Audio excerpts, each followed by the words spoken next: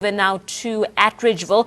We've got ANN7 reporter Simpiwe Mgomezulu on the ground. Good morning to you once again, Simpiwe. Talk us through the current situation in Atteridgeville.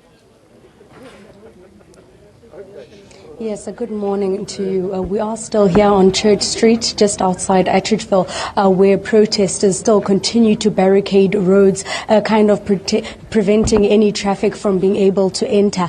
I am joined with one leader. We're still yet to see leaders from the ANC come and address some of the leaders, as well as the media contingency that has been just waiting outside here and just observing. We are aware that a couple of shops have been looted, and a truck behind me, a ShopRite truck has been burnt. I am joined by, at this current moment, the DA mayoral candidate, Msimanga, to just give us an idea of exactly what he is doing here and what he's hoping to achieve. Good afternoon to you, sir. Can you tell us, you have come here to see what is happening in Atteridgeville. What are you hoping that your presence will accomplish today? Well, first of all, this is my hometown. I was born and raised in Atteridgeville. I'm very much concerned about what is happening in this township, as I'm very much concerned about what is happening in all the townships around the city. I've been doing a drive around of all the townships. We started here in Atteridgeville, we went in Sunnyside, we went to Mamelodi, and we're going to be going to Hammanskraal and Soshanguve and Mabopane to see exactly what is happening. We are saying that it is uncalled for that the people of Tshwane, the residents of Tshwane, the peace-loving residents of Tshwane, are held ransom to the ANC's own internal battles. And that cannot happen. I've driven around in the township right now. We have seen kids who are supposed to be in school right now. And mind you, this is an exam time. Some of these kids now need to be in school writing exams, but they are home because they cannot access, this route going to their schools. We've seen shops being looted. We have seen people protesting and calling, for Sputa to be reinstated. If that is the call, then people should go to Lituli House and take their battles to Lituli House and leave the peace-loving people of Atteridgeville to go on with their lives. If the people want to argue or people want to fight, let them fight on ideas, not use violent means as we have seen right now happening here. So we really much would like to condemn this violent activities that are taking here and elements of criminality that are taking here. And we are saying that it's very much disappointing that the ANC's leaders up to now haven't really been on the ground to come and address the people. From yesterday, I mean, I've drove around, I actually spoke to the provincial and the national commissioner, informed them of the intel about what is being planned on being banned and what is going to happen. Those are the leaders that should have been here on the ground today to ensure that all those things are not happening. But that never took place, and this is why we're ending up with a situation like this. And if they're failing to arrive now, what next will ban? Are the kids also not going to be having an opportunity to go and write their exams again tomorrow?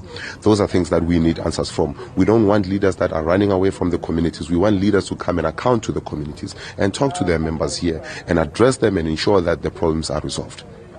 And during these various walkabouts and drive-arounds that you're talking about, have you been able to intervene or engage? We haven't seen you speaking to any of the residents around this particular area. Are you actually intending to actually intervene in any way or implement any form of change, or are you just here to be a spectator? I'm not a spectator. I'm a leader of a community. I'm a member of this community here. I've been around, so I'm not going to do that in front of journalists just to impress journalists. I'm meeting with real people on the ground. But as I said, the war is not with the community, with the DA, or the war with Tshwane. It's the war of the ANC versus the ANC. So as much as I can be on the ground, Jesse Duarte needs to be on the ground to address this. Mapiti Matsena, Sputla Ramokgopa, Gwere Mantashe, Zuma himself need to be on the ground to address this, because it's an ANC versus an ANC. These are ordinary people wanting to go on with their lives. And when I talk to ordinary people, they're telling me it's sad that they cannot continue with their business, they cannot continue with their lives. Shops have been looted, buses have been bent, trucks have been bent here. This is disturbing the normal livelihood of the people of this city here. So I'm saying that we cannot continue in this manner. Leaders need to come here and address the people on the ground. ANC leaders need to come and address ANC branches.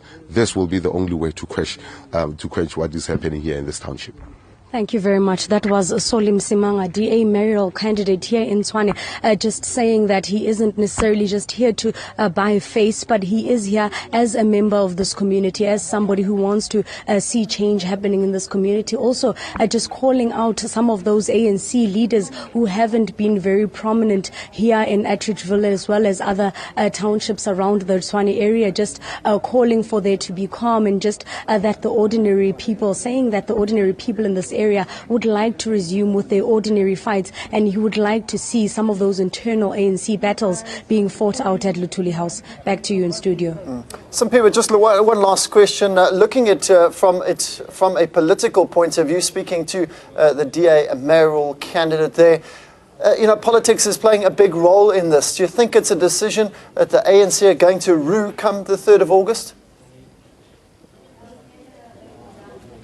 Well, we did hear the DSG of the ANC, Jesse Duarte, yesterday saying that the decision of the PEC is final and that it wouldn't be shaken. But of course, one cannot tell what the impact of these sporadic cases of violence that have been breaking out throughout Tshwane will have on the ANC's ultimate decision. We do know that they have said that finally the nominations have closed. They have submitted their final mayoral candidate list to the IEC, and they have said that even if they would want to change or bring about another mayoral candidate, it would have to be done after the elections, and there would have to be due processes that would be followed through an election for that new mayor to be introduced.